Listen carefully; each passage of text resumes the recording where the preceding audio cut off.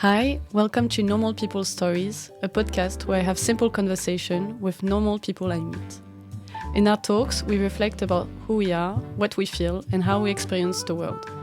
My name is Ines, and today I'm having a conversation with Morgan. Hi Morgan, thank you for being here. Hey.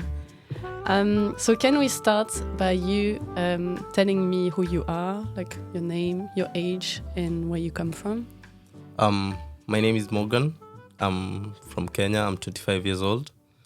I've been not around the world, but around the world with snow. Yeah. So I've lived in Norway before. Yeah. And currently I'm in a snowy Denmark country. Okay, nice. Okay, so we'll start with a simple but big question. Yes. Can you tell me something that has shaped you the most growing up, that makes you who you are today? Okay. For me, personally, it's if I tell people this story, it kind of feels traumatic. Mm-hmm.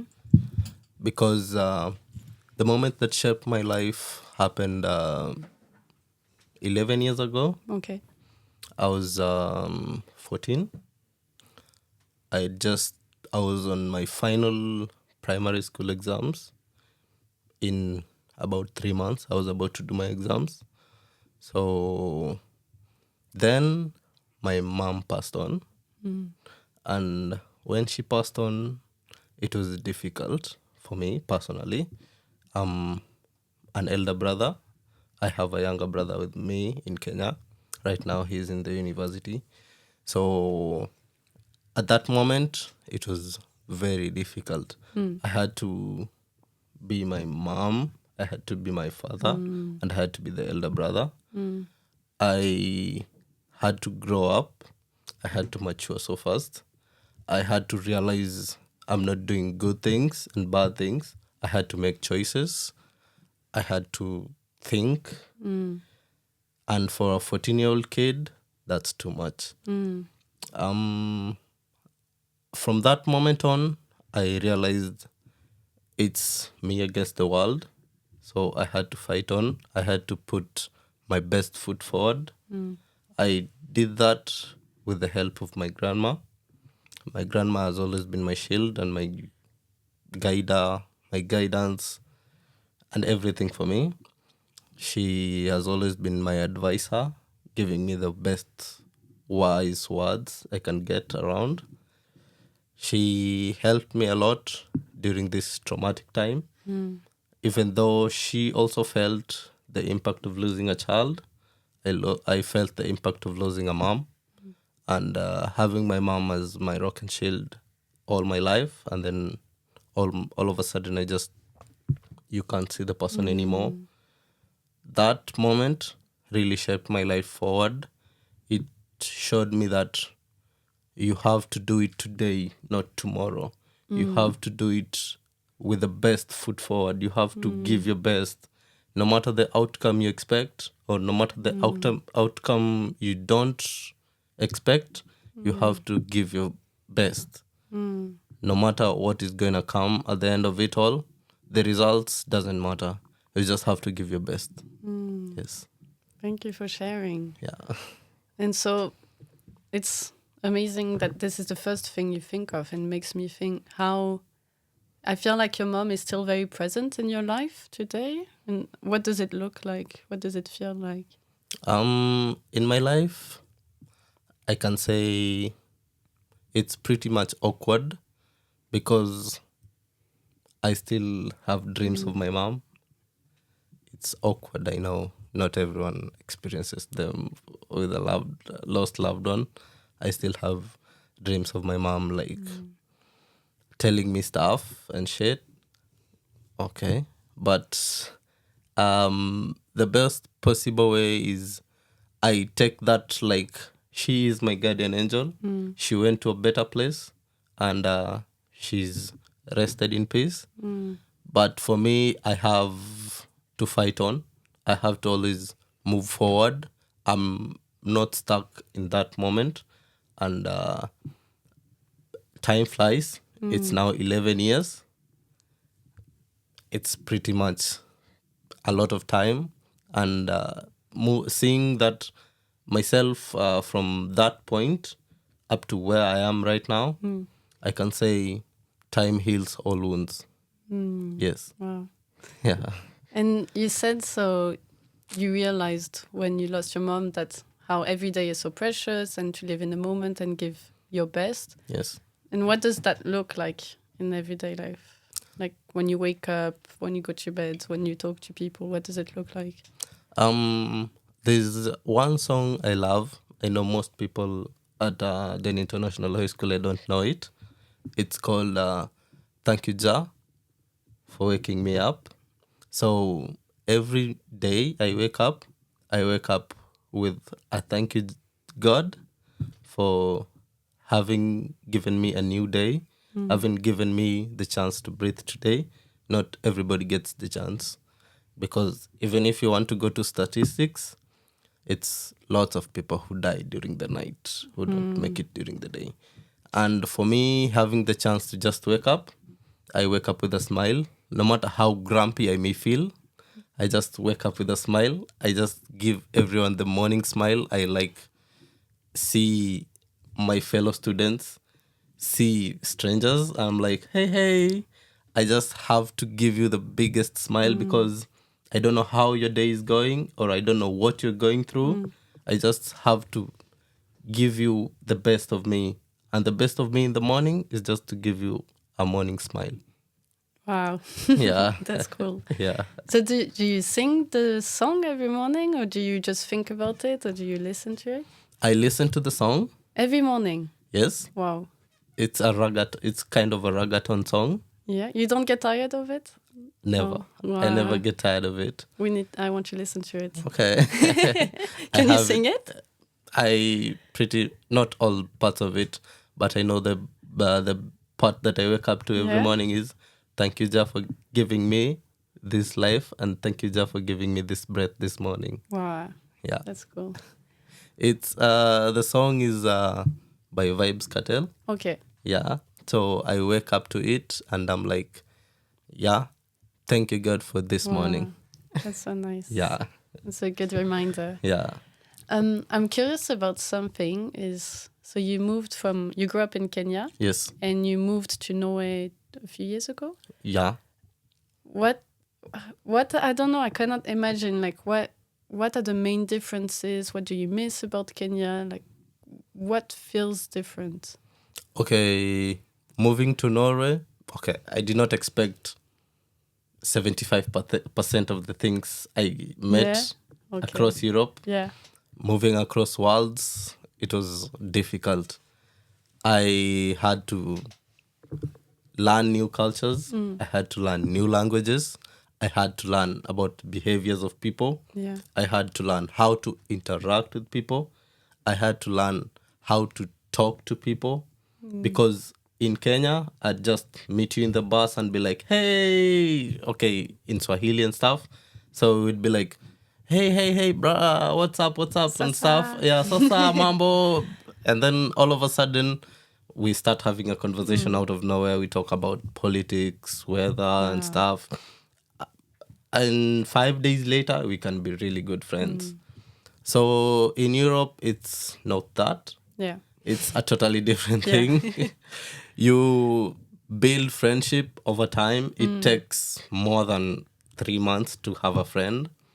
And moving here was quite a bit of a challenge. For the first few months, I didn't expect it. I expected that it would be easy making friends. Yeah. So most of the time, I would move, try to talk to people, and then you just see someone's reaction. It's like you're trying to force a conversation. For me, that doesn't work. I had to learn to talk with people in a different way, make small talks. Yeah. Talk about the weather. Yeah. Talk about your smile. Yeah. Talk about her hair. Talk about her eyes. Like You're flirting with people. Okay, girls.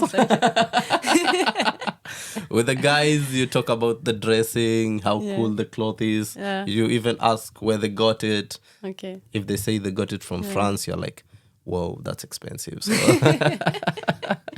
So, So I just try. But moving has been a challenge, but it has been fun. Yeah. I'm glad you're here. Yeah. Okay. I have another question. Yes. What is one thing that you're still figuring out about yourself? I feel like you already have a lot of wisdom. You've learned already a lot. But what is something that you're still struggling and trying to understand? I came to IPC. Everyone has their talents. They're musicians, really good guitarists. You know, Mano, the guitar player, and Mano, the keyboard player. They have good talents. People know how to sing. People know how to run. People already figured out the sports. Some have really good football skills.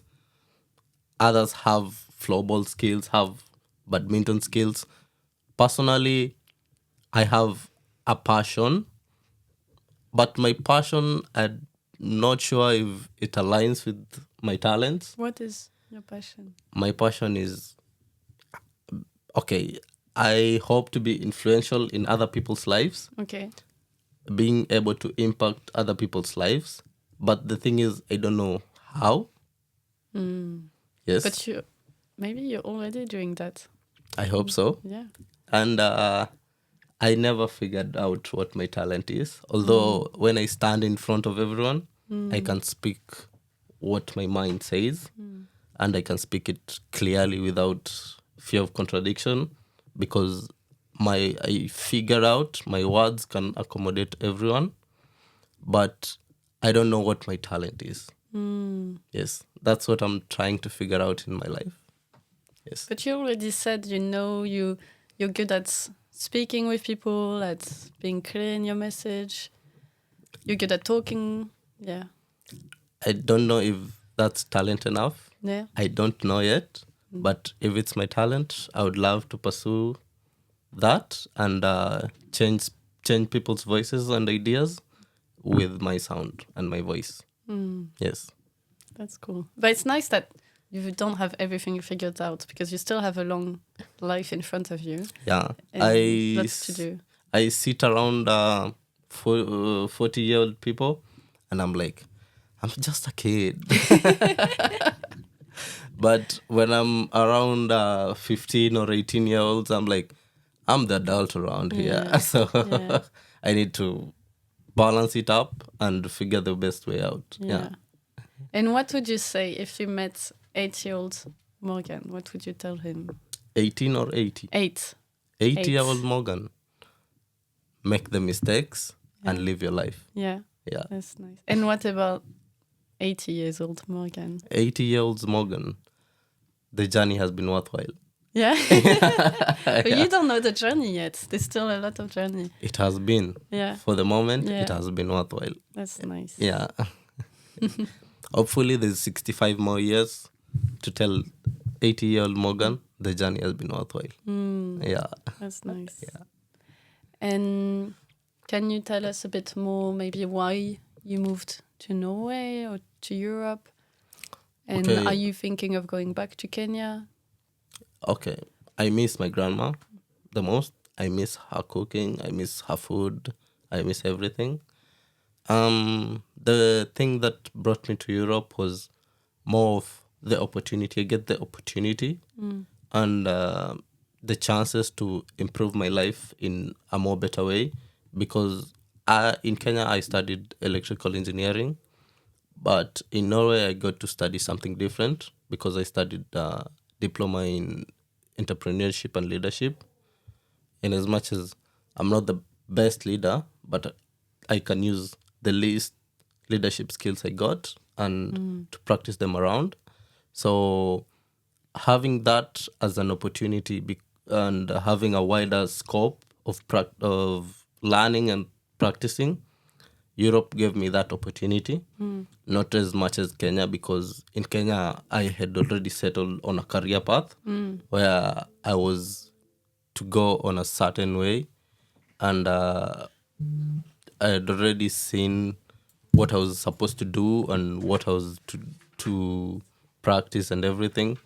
So coming to Europe, it really changed my perspective of not really settling in, but opening up myself to bigger opportunities and taking the next step forward, not settling down and having to just choose the life I have, but accepting that I am more than myself and moving forward, choosing new paths, taking new opportunities, stuff like that. Yeah. That's nice. Yeah. And do you think you'll go back to Kenya to apply everything you've learned here? Yes, Yeah. I want to. Yeah. I have a saying that inshallah, Yeah. one day Yeah. I would love to lead the people of Kenya and To have lead the people of Kenya. Yes. Wow. Yes. Wow. Maybe for people listening, now we're at International People's College. Yes. And one of our alumni, one of our old students, is the first president of Kenya. I can be the 10th. Wow. So, you never know. Wow.